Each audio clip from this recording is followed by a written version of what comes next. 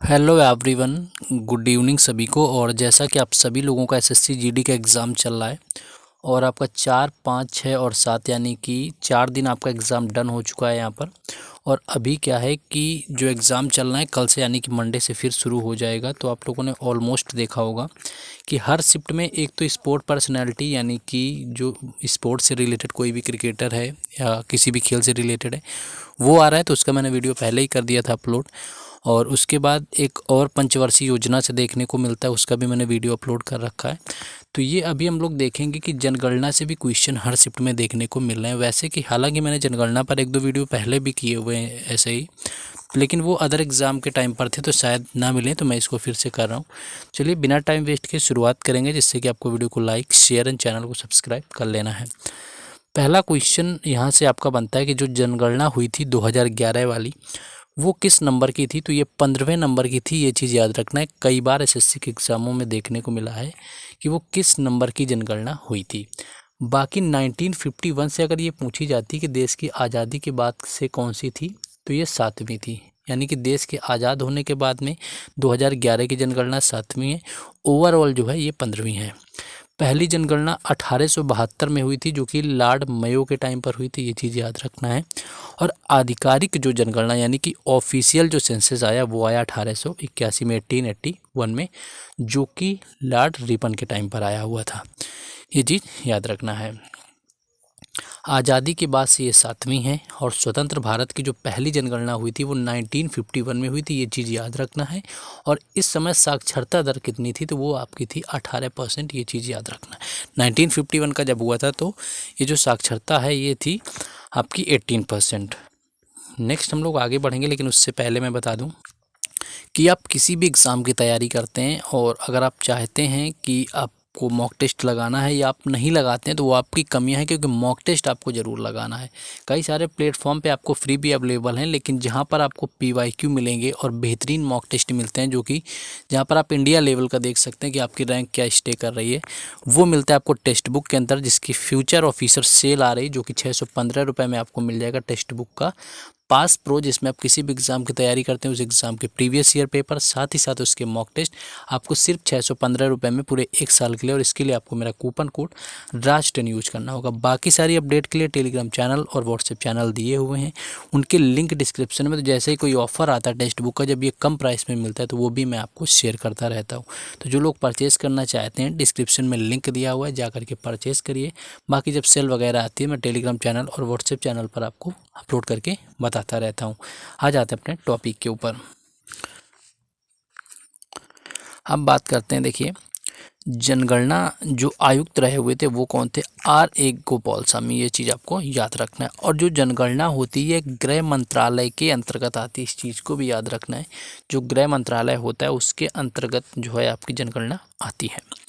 2011 की बात करें, ये जो आपको मैंने ऊपर बताए R. A. गोपालस्वामी, ये 1951 के जनगणना आयुक्त थे। उसके बाद अगर 2011 की मैं बात करूं तो 2011 के जो जनगणना आयुक्त थे ये डॉक्टर C. चंद्रमौली थे, ये चीज़ याद रखना है। 2001 से लेकर के 2011 तक जो 10 की वृद्धि हुई थी वो 17.7% की थी, इस चीज़ को याद रखना है।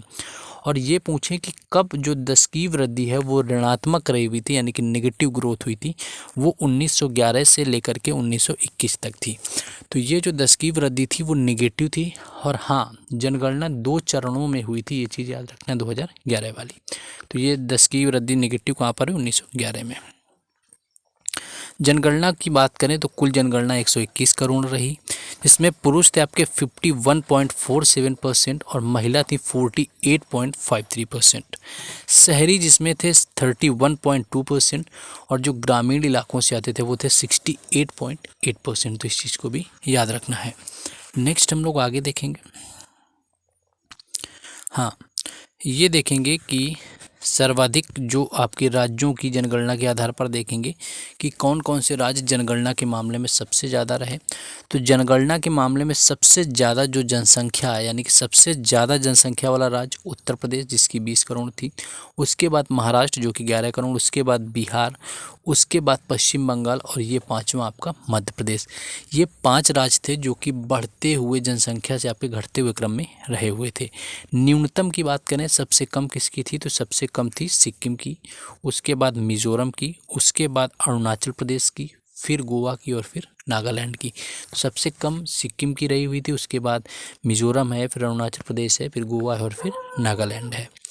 यही चीज़ जब केंद्र शासित प्रदेशों में देखेंगे तो सबसे ज़्यादा जनसंख्या देखने को मिलेगी दिल्ली में, जो कि केंद्र शासित प्रदेश है, उसके बाद पांडिचेरी में और उसके बाद में चंडीगढ़ में। केंद्र शासित प्रदेशों में जब न्यूनतम जनसंख्या देखेंगे तो लक्षद्वीप की मिलेगी, उसके बाद दमन द्वीप की मिलेगी और उसके बाद दादर नगर हवेली की मिलेगी। अब इसके बाद देखते हैं कि अधिकतम 10 की वृद्धि वाला राज्य कौन था, जिसमें कि मैक्सिमम 10 की वृद्धि हुई थी, वो वाला राज्य कौन सा है, तो वो मेघालय था और उसके बाद था वो अरुणाचल प्रदेश। यानी कि सबसे ज़्यादा जो 10 की वृद्धि होने वाला राज्य बना वो मेघालय था, और ये क्वेश्चन कई बार आया, पिछली बार जीडी में भी आया हुआ था।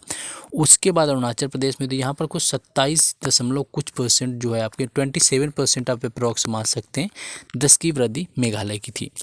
न्यूनतम जो 10 की वृद्धि थी वो नागालैंड था, और नागालैंड के बाद में केरल था। और नागालैंड में एक्चुअली ऋणात्मक, यानी कि जो ऋणात्मक 10 की वृद्धि थी, यानी कि नेगेटिव ग्रोथ हुई थी जाकर के। अधिकतम 10 की वृद्धि वाला जो केंद्र शासित प्रदेश यानी कि यूटी की बात करें तो ये दादर नगर हवेली था, जिसमें कि सबसे ज़्यादा यूटी था जो कि ग्रोथ किया हुआ था 10 की, और वहीं सबसे जो कम रहा हुआ था वो था लक्षद्वीप। तो इस चीज़ को भी याद रखेंगे। सबसे ज़्यादा जनसंख्या घनत्व कहाँ का है, तो सबसे ज़्यादा बिहार का आता है, और बिहार के बाद जो जनसंख्या घनत्व आता है वो आता है पश्चिम बंगाल का। सबसे कम जनसंख्या घनत्व है वो अरुणाचल प्रदेश का आता है, जो कि सबसे कम जनसंख्या घनत्व वाला राज्य है, और उसके बाद में मिजोरम आता है। इस चीज़ को भी याद रखना, और मिजोरम दूसरा सबसे कम जनसंख्या वाला भी राज्य है। लिंगानुपात की बात करें तो ये प्रति 1000 पुरुषों में महिलाओं की संख्या होती है, जिसमें कि सबसे अधिक लिंगानुपात राज्यों में देखेंगे तो आपका केरल आएगा, और दूसरे नंबर पर तमिलनाडु, दूसरा राज्य भी पूछ लेते हैं। सबसे कम में हरियाणा आ जाएगा, और दूसरे नंबर पर सबसे कम लिंगानुपात आएगा जम्मू कश्मीर का। तो पहले के साथ में दूसरा भी याद रखना है। सबसे कम जो यूटी की बात करें तो सबसे ज़्यादा लिंगानुपात वाला यूटी कौन सा है, तो वो पांडिचेरी है। सबसे कम वाले की बात करें तो वो है दमन दीव। इस चीज़ को भी याद रखेंगे। अब बात करते हैं बाल लिंगानुपात की। बाल लिंगानुपात क्या होता है कि प्रति 1000 बालकों में जो बालिकाओं की संख्या होती है, जो कि 6 वर्ष तक आती है, 0 से लेकर के, तो इनके सबसे ज़्यादा बाल लिंगानुपात देखने को मिलता है अरुणाचल प्रदेश में। इस चीज़ को याद रखना है, जहाँ का जनसंख्या घनत्व सबसे कम है। न्यूनतम बाल लिंगानुपात जो होता है वो सबसे देखने को मिलता है हरियाणा में। सर्वाधिक बाल लिंगानुपात जो होता है यूटी के मामले, जब केंद्र शासित प्रदेश देखेंगे तो अंडमान निकोबार में देखने को मिलेगा। और न्यूनतम बाल लिंगानुपात जो देखेंगे तो वो दिल्ली में देखने को मिलेगा, यानी कि दिल्ली में सबसे कम बच्चे रहते हैं, ऐसा यूटी के मामले में जब आप देखेंगे। साक्षरता की बात करें तो साक्षरता 7 वर्ष से अधिक बच्चों का होता है। इस चीज़ को भी याद रखना है। सर्वाधिक साक्षरता की बात करें तो सबसे ज़्यादा केरल की, और दूसरे नंबर पर मिजोरम की साक्षरता है। न्यूनतम में बिहार की साक्षरता है, लेकिन दूसरे नंबर पर सबसे कम साक्षरता किसकी है, अरुणाचल प्रदेश की। यूटी के मामले में सबसे ज़्यादा साक्षर जो यूटी है यानी कि केंद्र शासित प्रदेश है वो लक्षद्वीप है, और न्यूनतम सबसे है वो है दादर नगर हवेली। इस चीज़ को भी याद रखेंगे।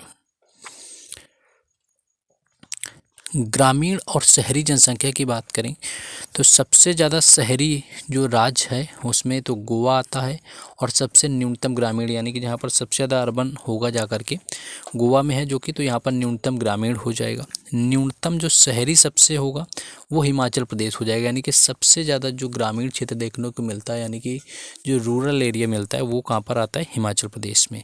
यूटी में जाएंगे केंद्र शासित प्रदेश में तो सर्वाधिक शहरी यानी कि अर्बन एरिया दिल्ली में मिलेगा, और न्यूनतम शहरी यानी कि जो मिलेगा वो अंडमान में, और जहाँ पर न्यूनतम अर्बन होगा वो रूरल क्या हो जाता है, मैक्सिमम हो जाएगा यहाँ से। जाति के बारे में यहाँ पर अगर बात करें तो अनुसूचित जनजाति की बात करें तो सबसे ज़्यादा अनुसूचित जनजाति कहाँ पर है, उत्तर प्रदेश में सबसे ज़्यादा जो अनुसूचित जनजाति है। और परसेंटेज के मामले में, अगर प्रतिशतता के मामले में देखेंगे तो सबसे ज़्यादा ये पंजाब में देखने को मिलेगी।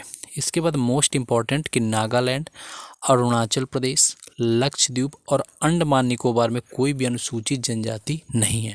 तो याद रखना, नागालैंड, अरुणाचल प्रदेश, लक्षद्वीप और अंडमान में कोई भी अनुसूचित जनजाति निवास नहीं करती है।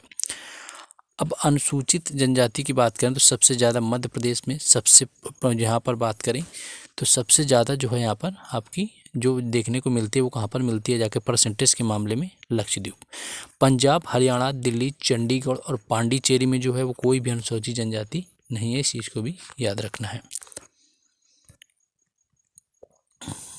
एक्चुअली ये आपका जनजाति क्या, यहाँ पर अनुसूचित जाति हो जाएगा, यहाँ पर एरर है थोड़ा सा, तो इस चीज़ को याद रखना है। तो ये थे जनगणना 2011 के जो भी क्वेश्चन ऑलमोस्ट पूछेंगे एसएससी के एग्ज़ामों में। तो वीडियो को शेयर कर देना है, चैनल को सब्सक्राइब कर लेना है। कल से फिर हम लोग कोशिश करेंगे एनालिसिस करवाने का। बाकी मैं क्वेश्चन जिसको ना मिले हों अभी तक के शिफ्टों के टेलीग्राम चैनल और व्हाट्सएप चैनल पर चला जाए, वहाँ पर मैंने सारे डाल रखे हैं, लिंक दोनों को डिस्क्रिप्शन में। साथ ही साथ परचेज़ करने का जो टेक्स्ट बुक का लिंक है वो भी मैंने डिस्क्रिप्शन में दिया हुआ है, जाकर के जुड़ जाना है। मिलते हैं नेक्स्ट वीडियो में। जय हिंद।